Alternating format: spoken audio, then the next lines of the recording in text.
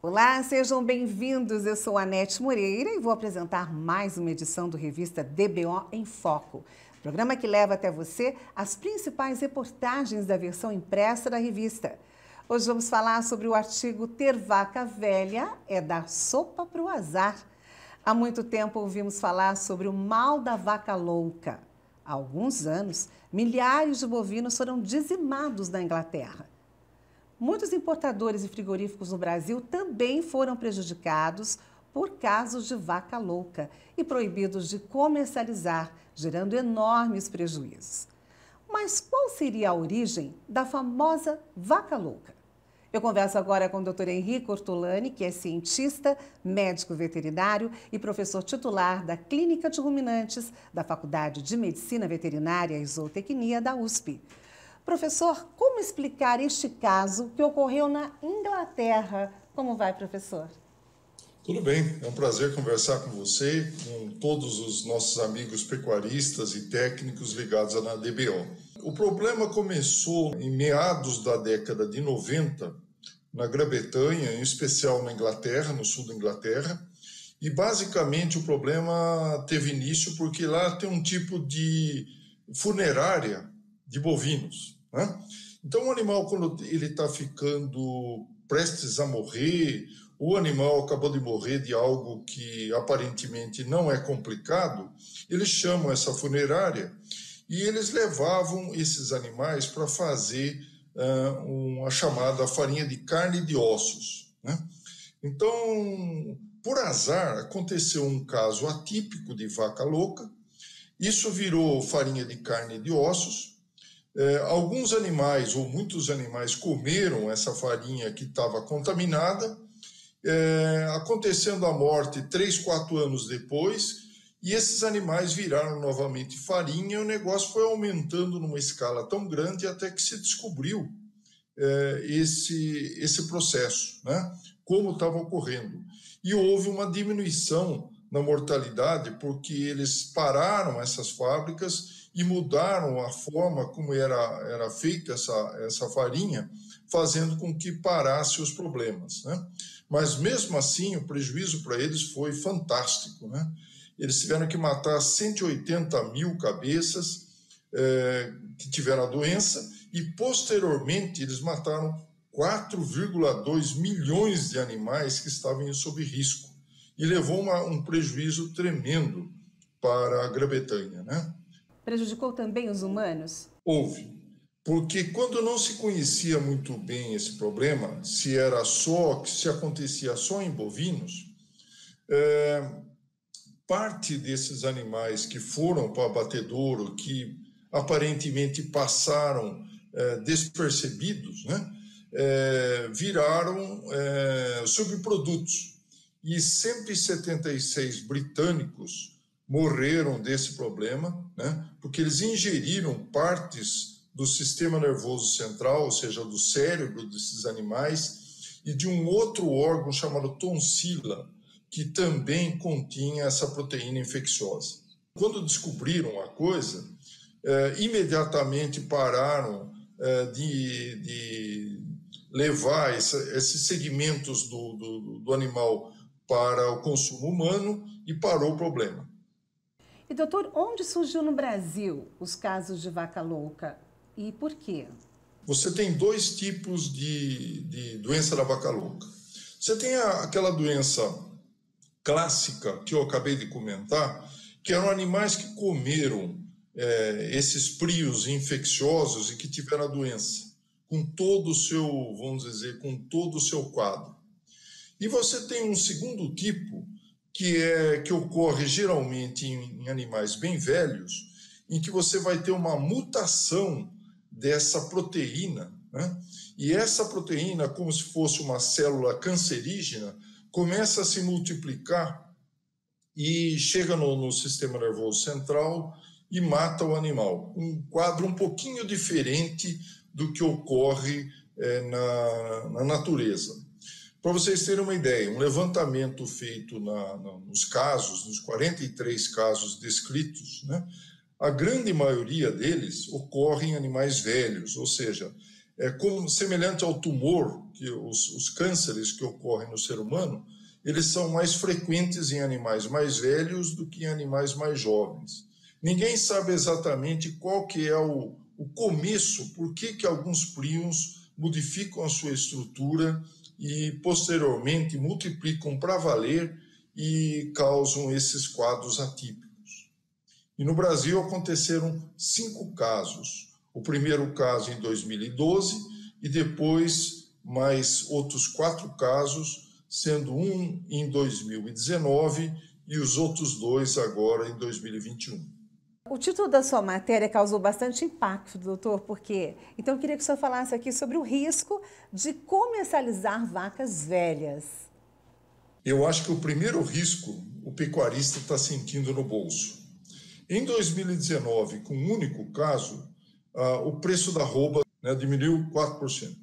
E o cálculo que eu acabei de fazer, o preço da arroba agora em São Paulo e praticamente em todo o Brasil caiu 17%. Então, principalmente agora que a pecuária está num momento muito delicado, que o preço das commodities, do milho, dos fertilizantes, da soja, está muito caro, está batendo de frente com o pecuarista.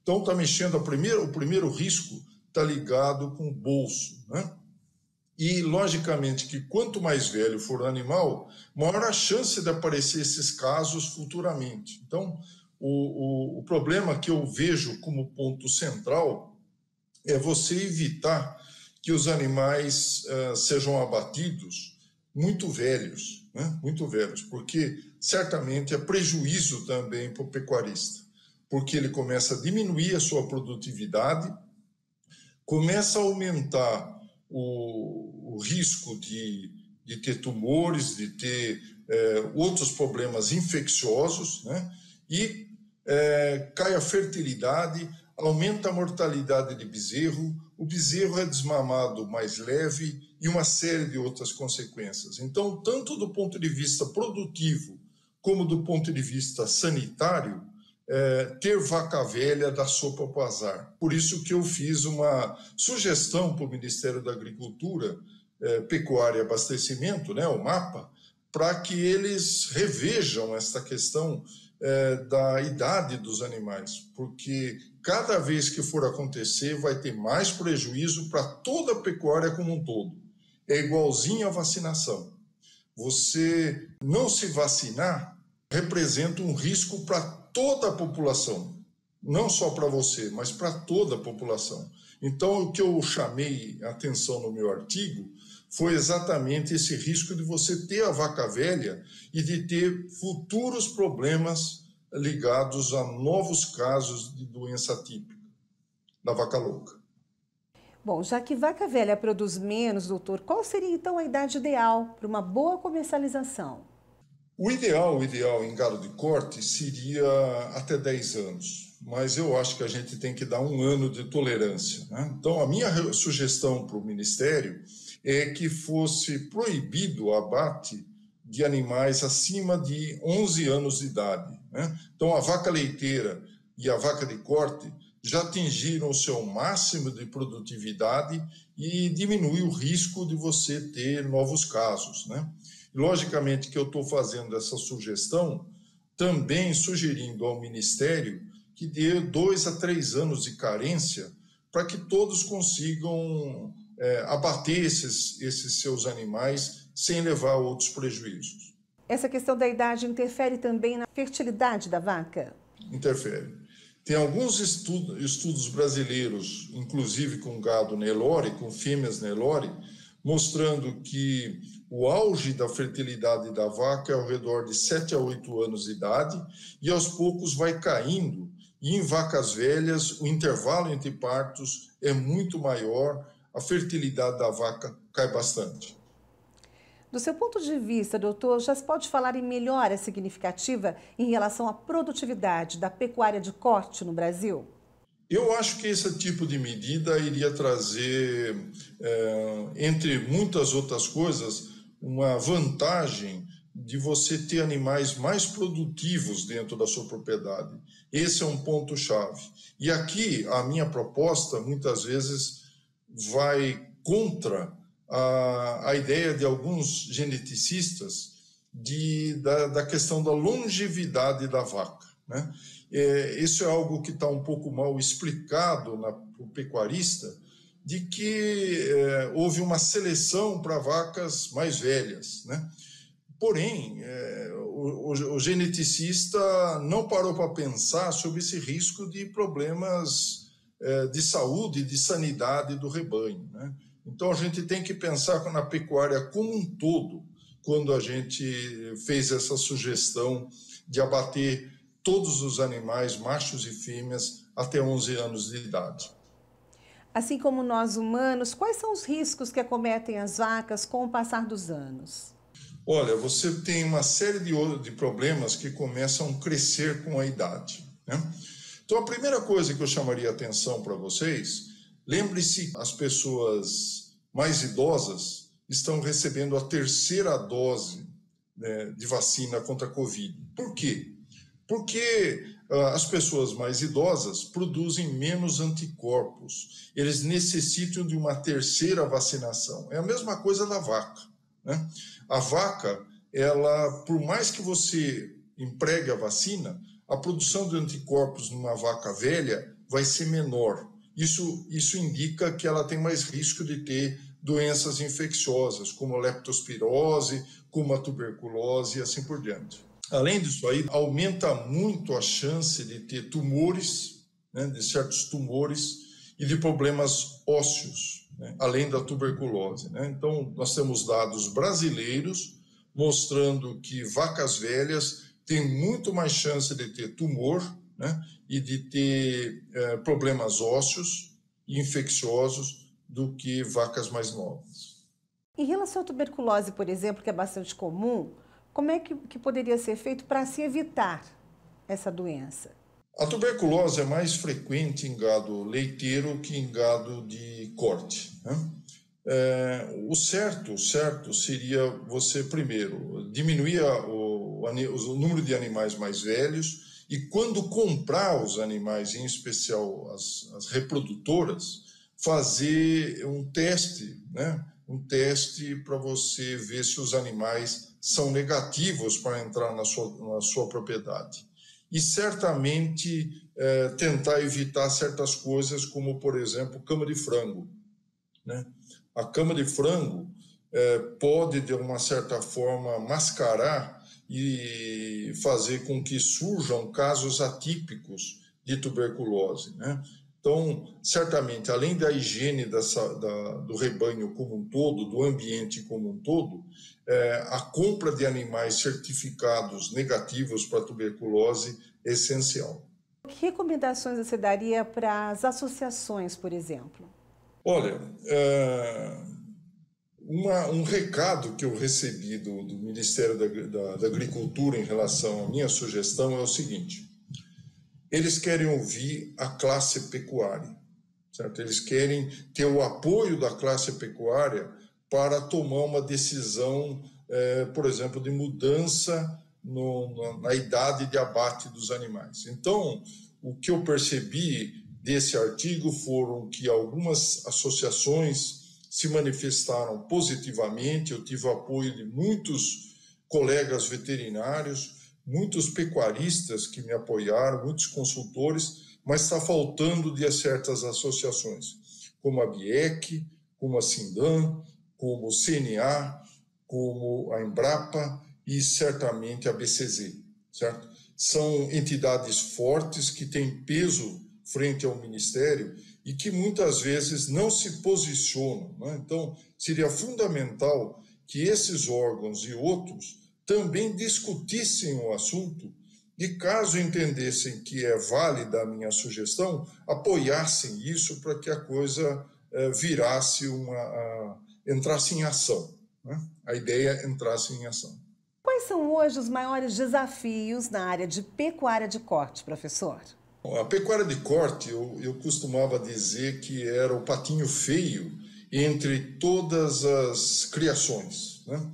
eu acompanhei o crescimento de muitas criações. Então, a primeira que desencantou e teve uma grande produção foi a avicultura, puxado pela suinocultura, depois a pecuária de leite e, por último, acordou um pouco tarde a pecuária de corte.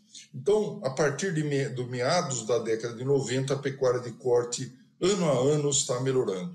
Mas, se nós formos comparar com um padrão, por exemplo, com a produtividade de outros países como Estados Unidos, Austrália, a própria Nova Zelândia e o Canadá, ainda nós temos muito que evoluir, né? Do ponto de vista produtivo, né?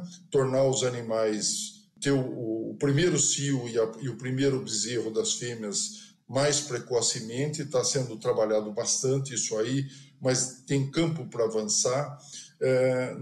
Tem a parte de aumento da fertilidade do rebanho, melhora da nutrição, que aos poucos está melhorando, certamente de manejo e produção de capins, e o que eu posso falar mais é a questão da sanidade, né?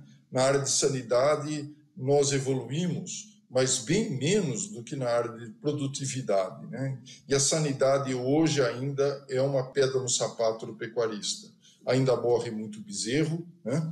A mortalidade dos nossos rebanhos ainda é relativamente alta, quase o dobro se compararmos com os Estados Unidos, por exemplo, né? E nós temos muito que avançar nessa área de sanidade. O que pode ser feito para melhorar? A primeira coisa é planejamento. Tanto numa fazenda como na parte de sanidade, você precisa ter planejamento, né? Ter uma orientação, certo? Ainda nós temos muita gente que faz as coisas meio no olhômetro, ou porque o avô dele fazia assim, né? Hoje nós temos muita informação. E o outro ponto que é chave é prevenção. Prevenção. Embora eu seja clínico e eu atue para curar os animais, o X da questão está em você evitar o surgimento da doença, né? Então, nós temos muito que avançar na prevenção de uma série de doenças, né? Quer seja de bezerro, de vacas em produção, ou mesmo de bovinos confinados, né? Estamos caminhando, mas ainda a passos não muito largos, né? Nós podemos melhorar bastante. Tá certo, doutor. Muito obrigada pelas informações. Eu conversei com o cientista médico veterinário e professor titular da Faculdade de Medicina Veterinária e Zootecnia da USP, Enrico Ortolani. Então, chegamos ao final de mais uma revista DBO em Foco. Lembrando que este conteúdo fica disponível no nosso portal dbo.com.br e no nosso canal no YouTube. Obrigada pela sua presença e audiência. Eu fico por aqui e espero você na próxima edição do Revista DBO em Foco. Até mais.